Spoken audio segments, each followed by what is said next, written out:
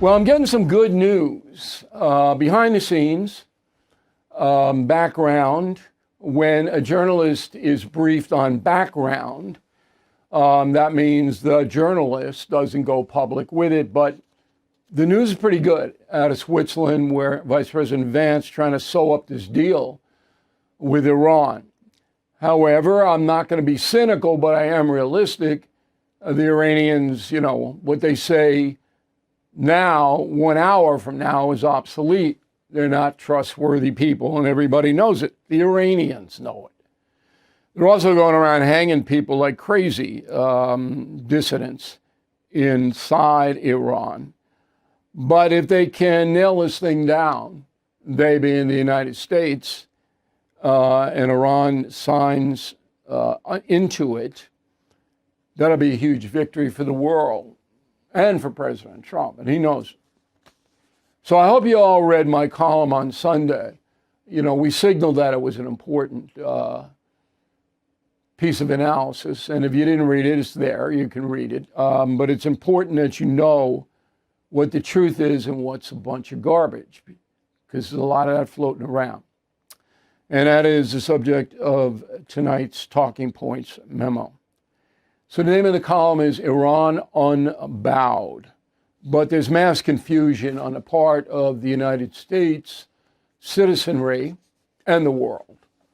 Most people don't know what the deuce is going on. I'm not saying that in a supercilious manner, word of the day, supercilious. They just don't know. And why should they? They're not Middle Eastern experts, and they hear crazy stuff all the time on television and social media. Nobody reads newspapers anymore. Okay, so I got 5 letters, and I think this is the best way to do it tonight, based upon the column. I'm going to read you all 5. I'm going to reply to them. The first letter is from Frederick, all right? O'Reilly said it from the beginning, big risk, but President Trump should have destroyed those terrorists at the very beginning. Now it will never happen.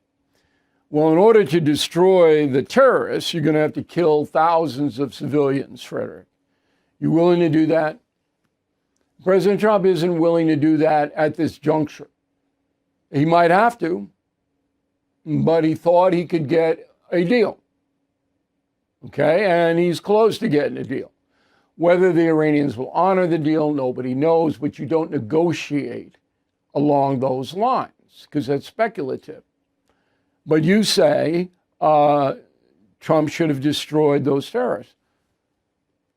That would, you'd have to go in and mass bomb Tehran and the whole country. You know the unintended consequence of that in the Muslim world?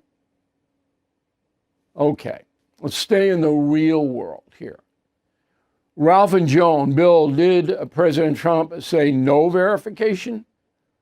President Ronald Reagan said trust but verify. In a social media post today, President Trump said that he's going to get the inspectors in.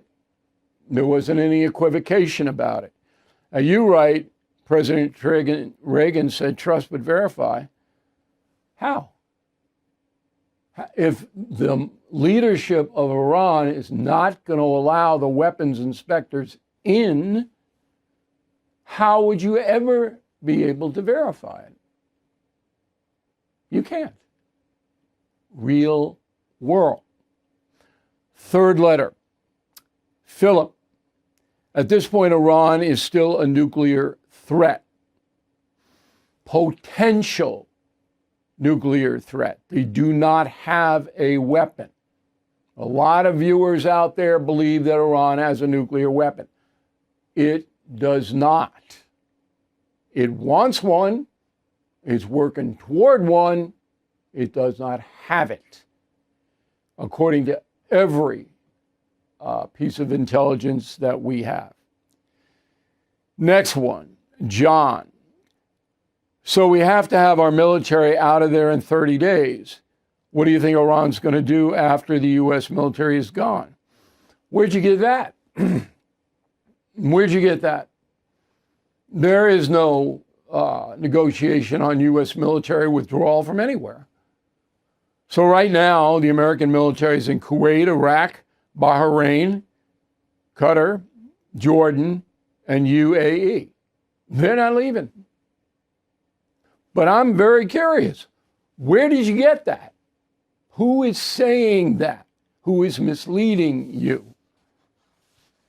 And the final one is from Harlan. On Wednesday, O'Reilly, you denied ever hearing Iran has enough enriched uranium to build 11 nuclear bombs. Just Google Iran has enough enriched uranium. Number one, Harlan, we do not report or analyze based upon Google or Wikipedia or any website. Now, on this program, we have had discussions, and one of the discussions was on June 17th.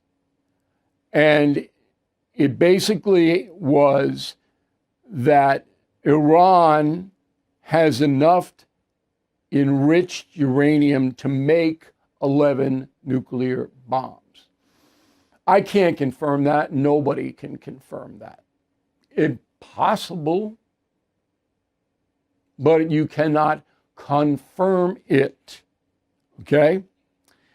Now, there are people, weapons inspectors among them, and Witkoff, one of the U.S. negotiators, who believe it.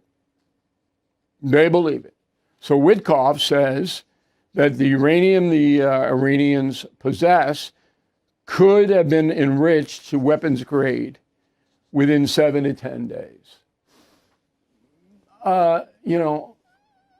Where's the backup? I'm not doubting that, but there is no backup for it. So it's no wonder why everybody is confused. Now, in May of last year, 2025, the International Atomic Energy Agency, and this is what I hammered Chris Cuomo with, okay, issued a report that said Iran's stock of uranium enriched to 60% purity was close to weapons grade. The IAEA is out of Austria, and that's what they say. Okay. I don't know. I know what they said. I reported what they said. Now, Chris Cuomo, he doesn't want to believe that, so he's not going to believe it. No matter what you do, no matter what IAEA says. Now, I'm not believing it either, but I'm not skeptical about it. I think it's entirely possible that that's true.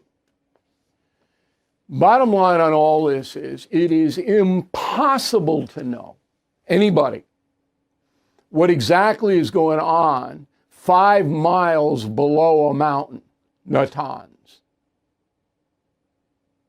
It's impossible. But the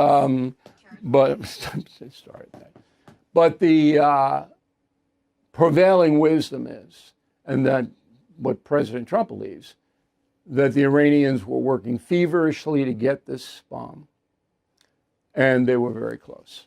And that's the